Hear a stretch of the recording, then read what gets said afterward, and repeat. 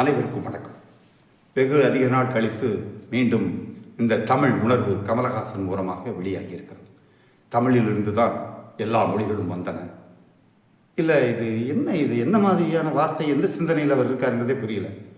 இல்லை, ஒரு மொழியிலிருந்து இன்னொரு மொழி வர்றது இயல்பு தானே, உலகம் பூரா இது இருக்குது. அப்படின்னா அவங்களும் அதையே சொல்லுவாங்கல்ல, எங்கள் மொழி இருந்தால் இன்னொரு மொழி வந்ததுன்னு. எல்லோருக்கும் சம உரிமை இருக்குது, எல்லா மொழிகளும் சமம் தான். இந்த மொழி உயர்ந்தது, இந்த மொழி தாழ்ந்தது அப்படின்னா மொழியில் கிடையாது. அதை பயன்படுத்த நம்மகிட்ட தான் இருக்குது. மொழி உயர்வு தாழ்வு மொழியில் இல்லை, அதை பயன்படுத்தக்கூடிய நம்மகிட்ட தான் இருக்குது. இந்த மொழி உணர்வு திடீர்னு தூண்டி விடுறாங்க. 1965 இப்படி தான் தூண்டி விட்டாங்க. ஆட்சி மாற்றம் வந்தது. இப்போ இவர் கள்ளத்தனமாக, மூடத்தனமாக, முட்டாள்தனமாக ஒரு எம்பி சீட்டுக்காக கட்சியை கொண்டு அங்கே வச்சுட்டார்ல, அதை மறக்கடிக்கிறதுக்காக தமிழை கிளப்பி விடுறாரு. உடனே கர்நாடகாரங்களும் தமிழர்களும் அடிச்சுக்கிறது. உன் மொழி உயர்ந்தது, வழிபடு. என் மொழியும் உயர்ந்தது, வழிவிடு. இதுதானே சரியாக இருக்கும். நல்லா யோசனை பண்ணி பாருங்கள். இந்த காலத்தில் போய் இந்த மொழி உயர்வு, அந்த மொழி தாழ்வுங்கிற வேலையெல்லாம் வேண்டாம். எல்லா மொழிகளும் சமம், எல்லா மொழிகளும் உயர்வு தான்.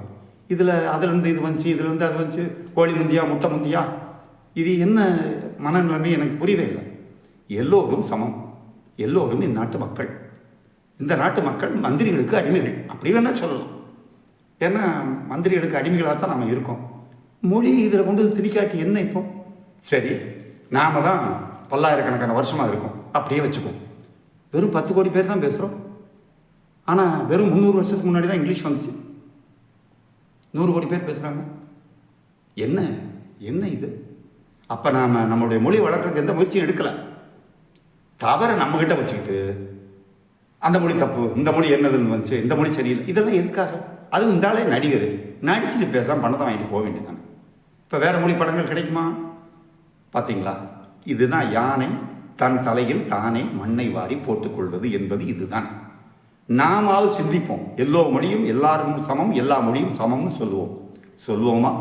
மீண்டும் சந்திப்போம். வணக்கம்.